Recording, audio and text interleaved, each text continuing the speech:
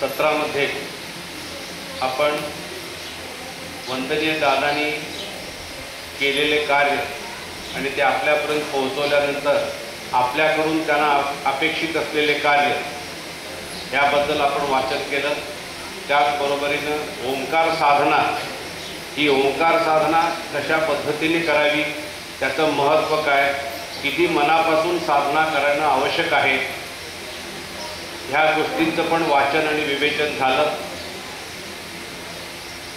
आणि काल आपल्याला 10 वाजता कार्यक्रम सुरू असल्यामुळं काल आपल्याला साधना झाली नव्हती। आपण सर्वांनी प्रवासात असताना गाडीतून साधना केली असेल, काही लोकांनी, काही जण घरून साधना करून आले असतील।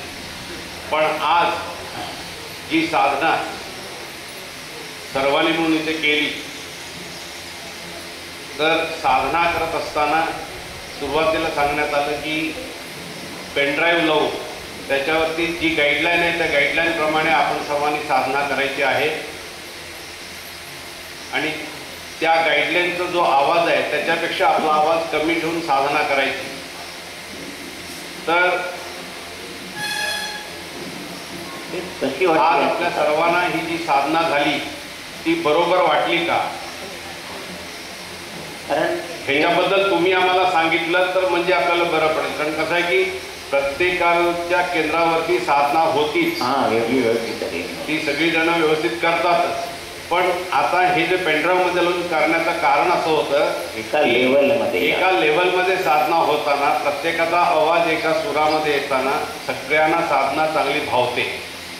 दुसरी गोष्ट अशी आहे की साधना करताना केंद्रावरती जे सेवक कार्य करत असतात त्यांना टोल वाजवायचं, एखादी व्यक्ती नाही आली तर टोल दुसरा वाजवतो, तर ते टोल वाजवायची पद्धत बदलते। नंतर पहिल्यांदा जेव्हा साधना सुरू करायला सुरुवात करतो तेव्हा ते जो कोणी सेवक आहे त्यांनी सुरामध्ये चालू केली तर बाकी सगळ्यांचा सूर त्याच्याबरोबरीने जमतो। दादांनी असंच सांगितलेलं आहे, काळी 1 मध्ये दादांनी पेटीचा सूर लावून तुम्ही साधना करा असं सांगितलं आहे। पण आता प्रत्येकाच्याकडे पेटी असते असं नाही, म्हणून त्याच्यासाठी सर्वांना उपयोगी होईल आणि सर्वांची साधना एकसारखीच होईल। दादांना तेच अपेक्षित होतं, त्याप्रमाणे एकसारखी साधना व्हावी। आणि त्यासाठी काल आपण हे पण निवेदन वाचलं होतं की दीपक दादांनी सांगितल्याप्रमाणे जी साधना लिहून दिली होती त्याच्यामध्ये 5 सेकंदाचा ओंकार, 5 सेकंदाचं नामस्मरण, 10 सेकंदाचे न्यास, हे जे सगळं लिहून दिलं होतं त्याप्रमाणेच ही साधना तयार केली। आणि ती साधना सेवक संमेलनामध्ये आपण सर्वांच्या पुढं ती ठेवल्यानंतर तुम्हाला काय वाटलं ह्याबद्दल तुम्ही सांगितलं तर आपण करत असलेलं कार्य बरोबर चालू आहे असं आम्हाला वाटेल। तर तुम्हाला ते साधना बरोबर वाटली का? होय। दुसरं साधनेमध्ये बसताना म्हणजे असं साधनेला बसताना आपण स्ट्रेट 90 डिग्री मध्ये बसायचं, काटकोनात बसायचं। ध्यान अवस्थेमध्ये अशी तिन्ही बोटं सरळ करून बसायची, वर नाही करायची। हे 2 का जोडायचे, पॉझिटिव्ह आहे आणि निगेटिव्ह आहे। पॉझिटिव्ह निगेटिव्ह जमा होती, मन तयार होते इथे आणि साधनेला एकाग्रता होती। दुसरी गोष्ट इथे या दोन्ही ह्याच्यामध्ये मध्ये हृदय थांबतं। इथं आपलं हृदय, इथलं ब्रह्मांडाचं हृदय, ह्याच्यामुळे कोणी लोक इथे ठेवतात, कोणी इथे ठेवतात। आणि असं तरी का बसायचं आहे? हे त्या गुणांबंध पाठ त्याच्याप्रमाणे जन्माला यायला लागत होतं। तर जन्मांतर मार्गीजन या गुणांबंधावर आपण विजय मिळवला आणि पुढं जगणाराचं चांगल्या जन्माला येणार कार्य करत आहे त्याच्यावर विजय मिळवला, म्हणून असं बसायचं। आणि असं पॉझिटिव्ह निगेटिव्ह हे झाले की मन तयार होतं मूळ आपल्याला। या ह्याला ध्यान अवस्था म्हटल्या, याला चिंतन अवस्था, बरोबर। अजून एक म्हणजे आपण ध्यान मुद्रेमध्ये बसताना हे दोन्ही अंगठा आणि तर्जनी जोडून बसताना ही तिन्ही बोटं आहेत ना, ही सरळ ठेवायची, अशी नाही ती जरा अशी क्रॉसवरती ठेवायची नाही। कारण पण साधनेला बसला तर हळूहळू ती जरा अशी आत आल्यासारखी होतं, पण ती तिन्ही बोटं सरळ पाहिजे। त्याचं कारण काय आहे तर आपण जी साधना करतो आपल्यामधले जे दोष आहेत ते बाहेर जाण्यासाठी त्या तिन्ही बोटांचा उपयोग होणार आहे. तिथून इथपर्यंत या बोटातून जातात, तिथून इथपर्यंत ह्या बोटातून, त्याच्या खाली या बोटातून, म्हणून लग्न जाताना असं करतात.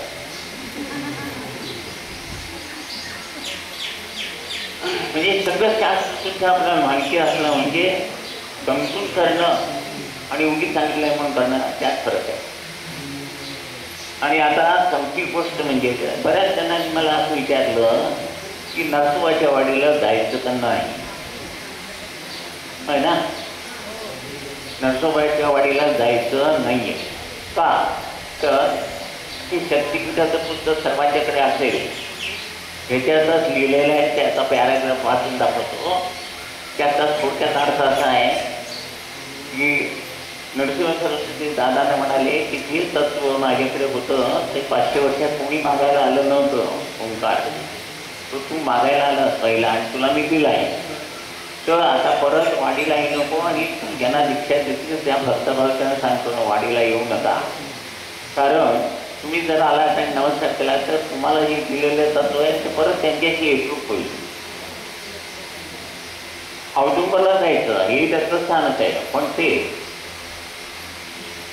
बाई एकच असते, पण एकाची बायको असते आणि मुलाची आई असते. तर आज आपण ते वाचतो बघा.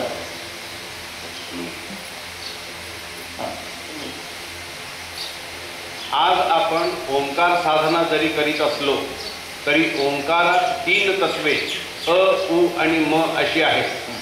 तसेच प्रत्येक तत्वात उत्पत्ती, स्थिती, लय अशा 3 अवस्था म्हणजे एकूण 9 स्थित्यंतरे आहेत. ही सिद्धता अनुक्रमे श्री नरसिंह सरस्वती, रत्नागिरीजवळ शिरगाव येथे श्री गणपती व 32 शिराळा येथे श्री गोरक्षनाथ यांचे कृपेने झाली. तरी त्यासाठी वंदनीय दादांना कठोर परिश्रम करावे लागले. वाडी येथे महारुद्र स्वाहाकाराची सांगता झाली.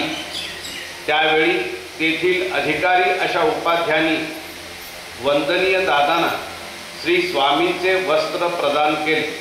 त्या दादांनी प्रार्थना केली होती, इथून जाताना कार्याला मी कार्य हस्तक्षेप केलंय त्याची मला तुम्ही प्रसिद्धी द्यायला पाहिजे, म्हणून ते नरसिंह सरस्वतींची चाल त्यांना मिळाली प्रसिद्धी. त्यावेळी सद्गतीत होऊन श्री पादुकांपुढे उभे असताना श्री स्वामी दादांना म्हणाले, स्वामी दादांना काय म्हणाले ते ऐका. माझ्याकडील आध्यात्मिक तत्व तुला दिले आहे, ते घेऊन जा व शक्तिपीठाची स्थापना कर, पण पुन्हा वाडीत येऊ नको. कारण ते आध्यात्मिक तत्व पुन्हा माझ्यात एकरूप झाले तर ते प्राप्त करणारा पुढे जन्माला येणार नाही. 500 वर्षात तूच एकटा ते मागाव्यास आलास. आता जी कार्यसिद्धी करायची आहे त्याचे गणित फतेपूर सिक्रीची विभूती तुला सांगेल. म्हणजे दादांना घेऊ नका आणि म्हणजे त्यांच्या भक्तांनी दीक्षा घेतलेलं आणि आपणही जायचं नाही, म्हणजे आपलं तत्व तिकडे जाईल. म्हणून दाखवलं मी. आता तुम्ही ठरवायचं जायचं असेल तर बाहेरच्या बाहेर जायचं, पण कशाला बाकीच्या ठिकाणी आहेत की कारण ते कुठल्याही देवाला जायचं, कुठेही जायची गरज नाही आहे, ट्रिप म्हणून जायचं. काल तुम्ही वाचले सगळ्यांना तुम्हाला देव केले, आता तुम्ही देवाला गेला आणि कुठल्या देवाला नमस्कार करणार, म्हणजे मला मीच नमस्कार करून घे. चला मयूर.